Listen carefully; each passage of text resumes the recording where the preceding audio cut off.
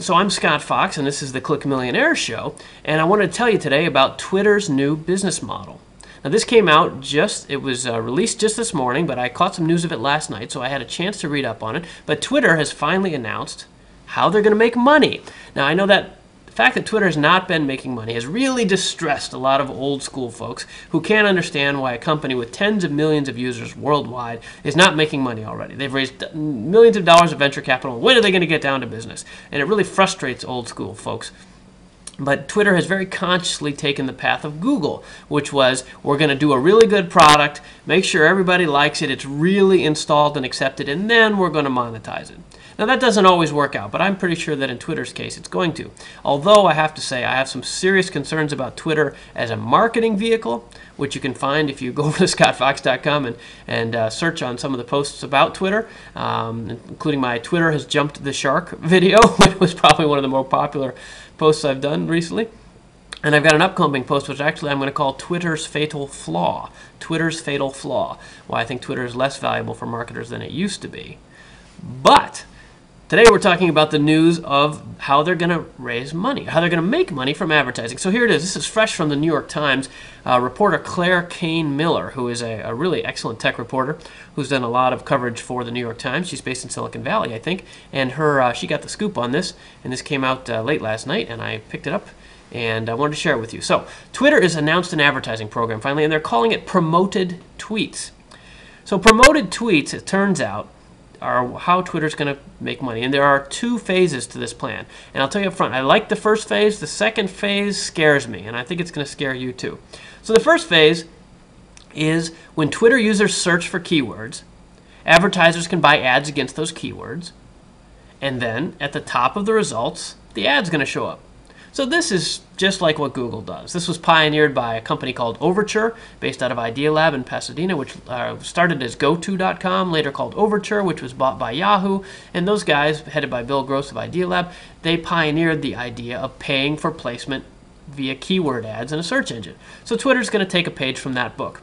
And they've got companies already signed up to do this, like Best Buy, Virgin America, Starbucks, Bravo, big names, and this makes perfect sense to me. They're going to sell ads, they're like the text ads that you buy on Google AdWords, and at the top it's going to say something like sponsored results, and if you search on coffee, there's going to be an ad for Starbucks. I don't have a problem with that, especially since I'm sure they're going to clearly delineate it per the latest FTC guidelines about online advertising.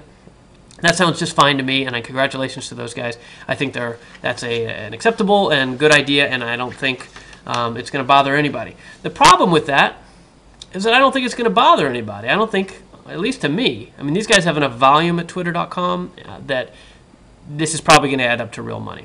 But for me as a user, how often do you search on things on Twitter? That's just not something I do very often. I find my group of friends, and I follow them, and they follow me, and we tweet back and forth. And by the way, I'm Scott_Fox, Scott_Fox on Twitter if you'd like to follow me.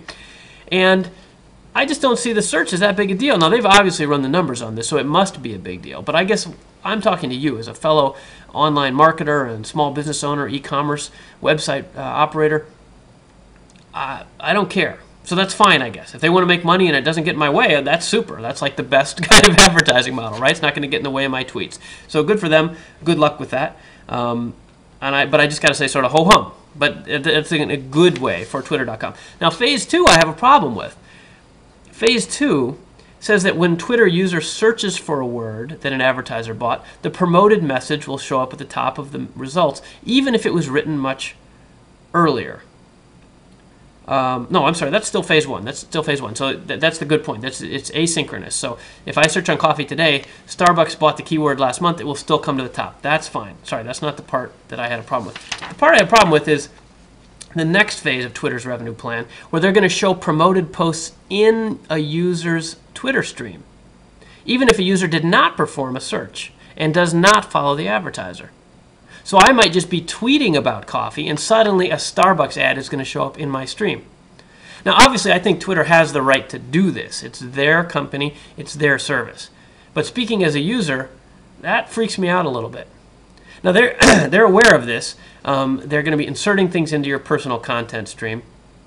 And they're going to try to judge this by what they're calling a resonance score. And they're going to have 9 factors, at least in these early days. They admit that they haven't entirely figured this out yet. But they've got 9 factors including the number of people who saw the post, the number of people who replied to it, the number of people who forwarded it, retweeted it, the number of people who linked. It's sort of a quality score, like Google does in AdWords. So they're going to try to judge the quality of a tweet, and then if you tweet about coffee and they think, oh, a coffee, and it's going to run a little search, say, oh, well, we've got a tweet here that looks like it matches your interests really well, we're going to force that into your stream.